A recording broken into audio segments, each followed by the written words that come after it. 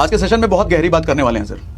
आज का सेशन अगर आप चलते फिरते वॉक करते या ड्राइव करते सुन रहे हो या देख रहे हो तो मैं कहूँगा अभी छोड़ दो, आराम से देखना जब फुर्सत मिल जाए, क्योंकि इतनी गहरी बात आज हम बात करने वाले हैं। ये बातें अगर मेरी समझ गई ना तो 40 की उम्र के बाद 50 की उम्र के बाद जो ज़िंदगी में एक बड़ा काश आने वाला है, काश हमने किया होता, उससे शायद बच जाओगे। और भगवान ने ज़िंदगी एक ही दी है, इसको शायद बर्बाद करने से भी बच जाओगे अगर हमारी बात आज आपको समझ आ जाती है तो। देखो आज के सेशन का टॉपिक है हमारा 2024 आने से पहले नौकरी से आज़ादी।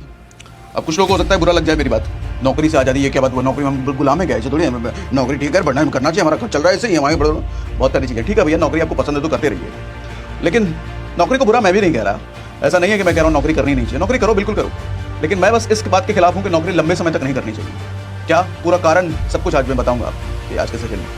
देखो सर, हवा का एक रूल है, आग जब छोटी होती है ना तो हवा उसे बुझा देती है, लेकिन वही आग जब बड़ी हो जाए तो आग उसे और बड़ा करने का काम करती है।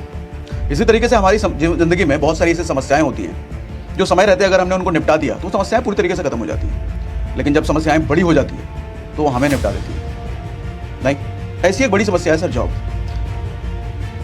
हालांकि जॉब कोई समस्या नहीं है, लेकिन जॉब की वजह से हमारी ज़िंदगी में सबसे बड़ी बड़ी समस्याएं आती हैं। समझाऊं क्यों मैं ऐसा कह रहा हूँ, ऐसा कॉन्टेक्ट कहाँ से मेरे मन में आया जो इस पर बात करनी चाहिए। दरअसल कल मेरे एक ऑफिस कलीग का फ़ोन आया, आई गेस मुझे वो फ़ोन आया होगा शायद 10 साल बाद, 10-11 साल बाद फ़ोन आया।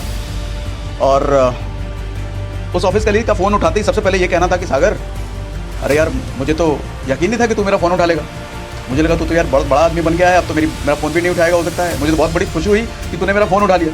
मैंने कहा ऐसी कोई बात नहीं यार, बड़ा दोस्तों के लिए कोई बुरी, बड़ा हो गया छोटा हो गया ऐसी बातें नहीं होती। तो खैर जब बातें आगे बढ़ी 45-50 मिनट बात हुई, और 45-50 मिनट में वो यूँ समझो कि रोया नहीं, लेकिन रोने वाली पूरी हालत हो गई। जानते क्यों?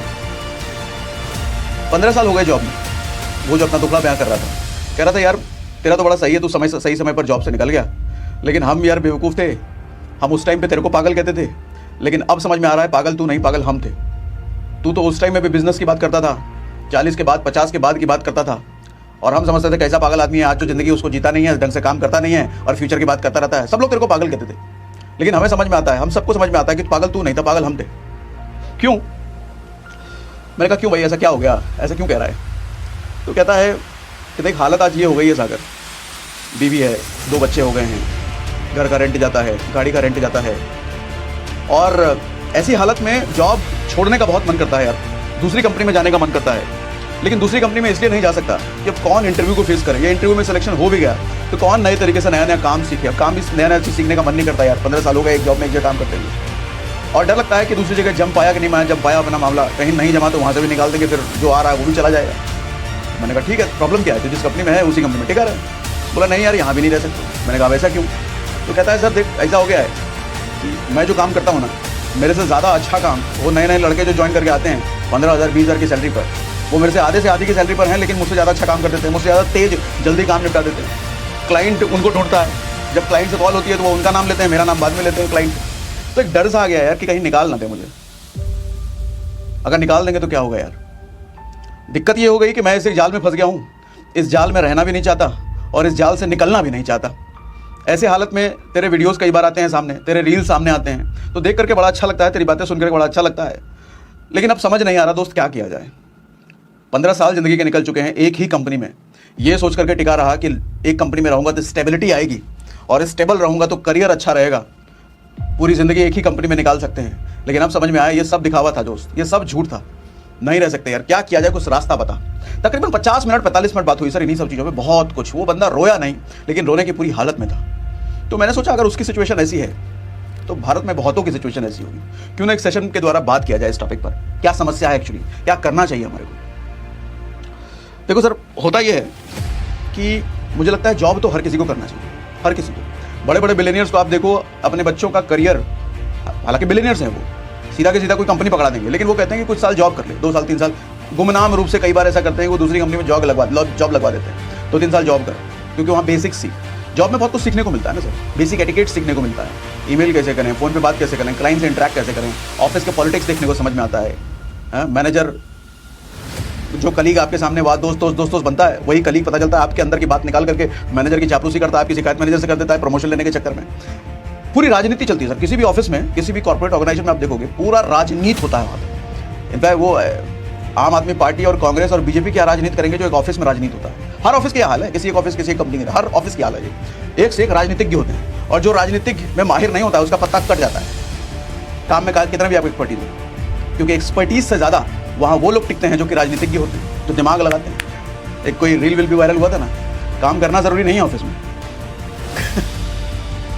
आप कितना काम करते हो ये दिखाना ज़्यादा ज़रूरी है तो खैर चलो, ऑफिस पॉलिटिक्स पर हमारा बात करना एजेंडा नहीं है। हमारा बात करना है ऑफिस की वजह से, जॉब की वजह से जो समस्याएं हमारी ज़िंदगी में आती हैं। देखो 40s के बाद सबसे बड़ी दिक्कत ये आनी शुरू होती है ना सर, आप एक ही काम कर रहे हो 15 साल 20 साल से, आप थक चुके होगे, फ्रस्ट्रेट हो चुके होगे। शुरुआत में बड़ा मज़ा आता है, बड़ा अच्छा लगता है सब कुछ, कॉर्पोरेट कल्चर, वो HR आएगी 15 अगस्त पे, 26 जनवरी पे, क्रिसमस पे, होली दिवाली पर पे, HR की पूरी टीम, सुंदर सुंदर लड़कियां आएंगी अलग अलग कलर में, आपको विश करेगी, खेल खिलवाएगी, कुछ ना कुछ एक्टिविटी करेगी, गिफ्ट मिलेगा, बड़ा अच्छा लगता है शुरुआत। कभी फुटबॉल खिला देगी, कभी क्रिकेट खिला देगी, कभी कुछ खिला देगी, बहुत बढ़िया लगता है। लेकिन बाद में इन चीज़ों से आप बोर हो जाते हो सर, 15-15 साल 20-20 साल। और 40 के बाद ऐसा होता है कि आप नौकरी बदल नहीं सकते, जैसा उस आदमी ने बोला, नाम नहीं लूंगा मैं, नौकरी बदल नहीं सकते और उस नौकरी में रह नहीं सकते। बदलने में भी डर लगेगा, रहने में भी डर लगेगा। अच्छा, अपना बिजनेस करने का सोच नहीं सकते, कारण क्या है, रिस्क लेने की लायक आप बचे नहीं हो। क्यों? क्योंकि घर की EMI जा रही है सर, गाड़ी की EMI जा रही है सर, बच्चों की फीस जा रही है सर, बहुत तरह के अलग अलग खर्चे पाल रखे हैं अपने, पर्सनल लोन पता नहीं कितने चल रहे होंगे, क्रेडिट कार्ड के बिल चल रहे होंगे, और सोसाइटी में दिखावा भी करना है कि आप एक बढ़िया लाइफस्टाइल जी रहे हो। नहीं करोगे तो बेइज्जती हो जाएगी ना। ऐसे में एक बड़ा डर रहता है कि अगर यार अभी कोई बिजनेस करेंगे और कंपनी वालों को पता चल गया, कंपनी में थोड़ा काम परफॉर्मेंस डाउन हुआ तो नौकरी से निकाल देंगे, तो ये सब कैसे चलेगा, कैसे इतना सारा EMI कैसे घर चलेगा, कैसे फीस जाएगी, ये सब चिंता होती है सर। तो 40 के बाद आदमी रिस्क लेने की हालत में बचता नहीं।